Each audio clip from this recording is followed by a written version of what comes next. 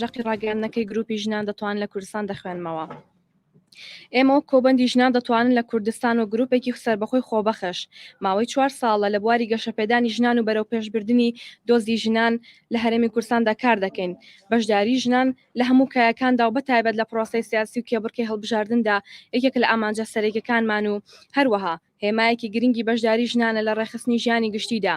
پێویستم بەرپرسیارەتە بە شێوەیەکی جددیتر سوودی لێ وەربگیرێت بەتایبەت بۆ ڕووباڕووبوونەوەی پرسە جێندەرەکان و بەدیهێنانی ژیانێکی دادپەروەرانە لە هەموو ڕوویەکەوە.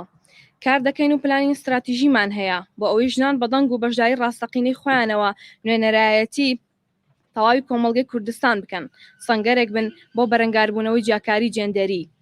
بۆ پرۆسی هەڵبژاردننی ئەم جارەش مەبەستمانە کە بەربژێرانی ژن بە دنیابینی و معریفەیەکی قوڵەوە بچنە ئەنجومەنی نوێنەرانی عێراق جا لە جێبەجێکردنی ئەجیندا و کارنامەی حزبەکانیان بەدیدێکی کسانی خوازەوە هەوڵ بۆ خزمەت و پێشخستنی دۆخی ژنان بدەن لە ڕووی گۆڕانکاری یاسایی کۆمەڵایەتی و ئابوووریەکانەوە.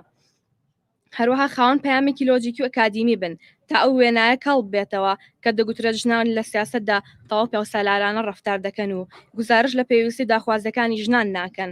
کۆدەنگی و ویستە هاوبەشەکانتان دوور لە ئینتیما و ئایدای حزبی خزمەتێکی گرنگە بۆ مێژووی خۆتان و پاڵپشتی لە بزوتنەوەی ژنان. داواکارین لەم سەکۆیەوە بەڵێننامەیەک ئیمزا بکەن کە سەنگەرێکی بەرگری بەهێز و کاریگەر بن لە بەدەستهێنانی مافەکانی ژنان و دژایەتیکردنی هەر فۆرمێکی جیاکاری ڕەگەزی لە پێناو بەدیهێنانی کۆمەڵگەیەکی تەندروستدا.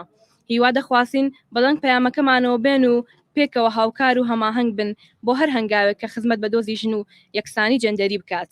بۆیە هەر لێرەوە لە ڕێگەی کەناڵەکانی ڕاگەیاندنەوە دەمانەوێت بانگهێشتی ژنە بەربژێرەکانی لایەنە سیاسەکان بکەین بۆ دیبێتێکی کراوە کە گروپی ژنان دەتوان لە کوردستان ڕێکی خستووە. سواس بۆ هاتنتان. دەستان خۆش بێ. بەڵێ